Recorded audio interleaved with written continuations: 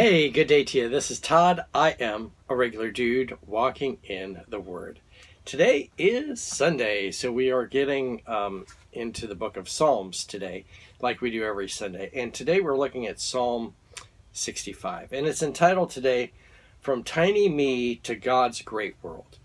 You're going to see in this psalm that the writer starts out, David, he starts out by talking about how great God is and how great our God is, and the care He has for us. Okay, so he starts out with just small me, but then he goes on to talk about God and how great He is, and all the different creation He has done, and then going from the small stuff all the way to the big stuff, and how He controls the rain and the mountains and everything else, and all He created.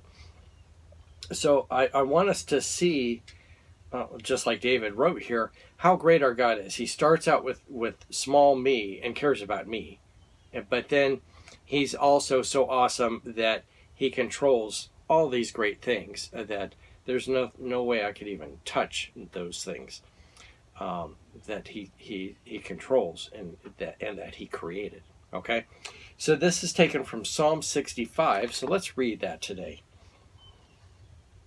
And it's only 13 verses. I'm reading today from the New Living Translation because I like reading from that. What a mighty praise, O God, belongs to you in Zion. We fulfill our vows to you, for you answer our prayers. All of us must come to you.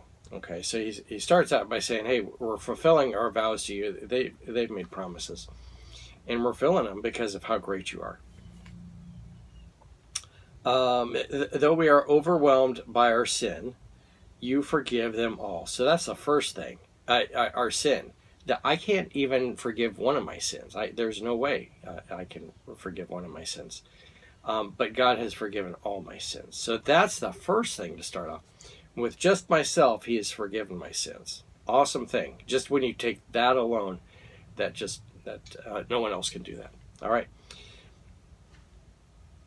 Verse 4, what joy for those who choose to bring near those who live in your holy courts. What festivities await us inside your holy temple. You faithfully answer our prayers with your awesome deeds, O God, our Savior. You are the hope of everyone on earth, even those who sail on the distant seas. Okay, so he's continuing to talk about himself. You answer our prayers. And then he goes, you know what? But you're the hope of everyone, even those who sail on the distant seas. So now we're making the transition from just myself here to how great our God is and sailing on distant seas. Okay, the people of Israel were not sailors, and we're not known to be sailors. And there was different times when the kings would, try and do that, and it didn't work out so well. Except for Solomon, he had ships that would go out and stuff. But anyway, so now we're going beyond just the nation of Israel.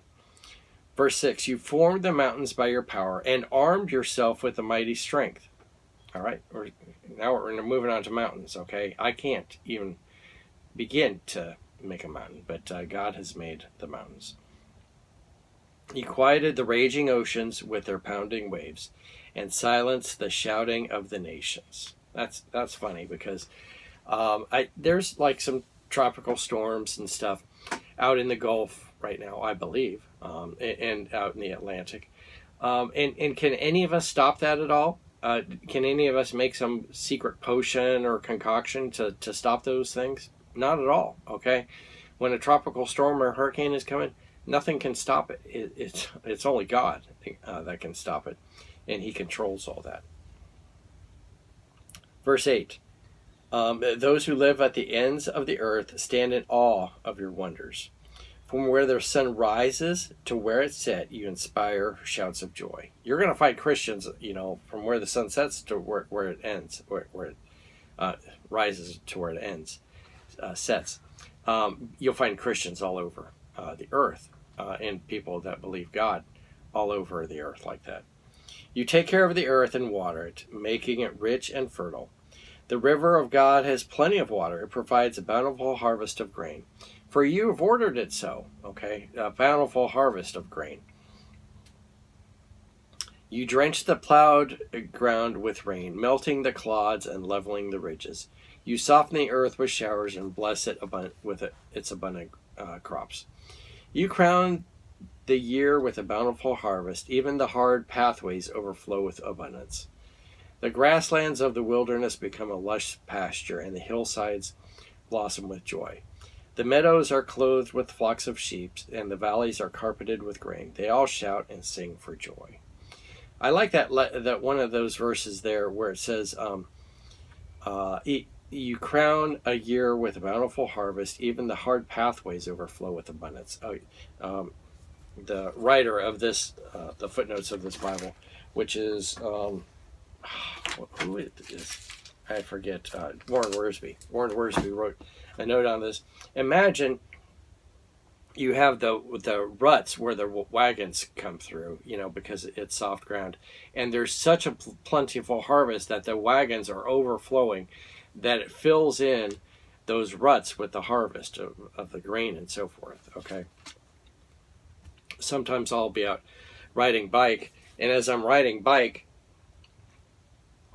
I'll ride out to Arcadia, and where there's all these orange trucks going. They go around a curve, and they filled them up so much that there's oranges that fall off, and they fall off beside the road. So there's been times like, I can grab some oranges that fell off beside the road because they're so overflowing that the oranges are just spilling out of it. And it's like that God has provided that abundance of the harvest at times, that it's just overflowing all over the place here.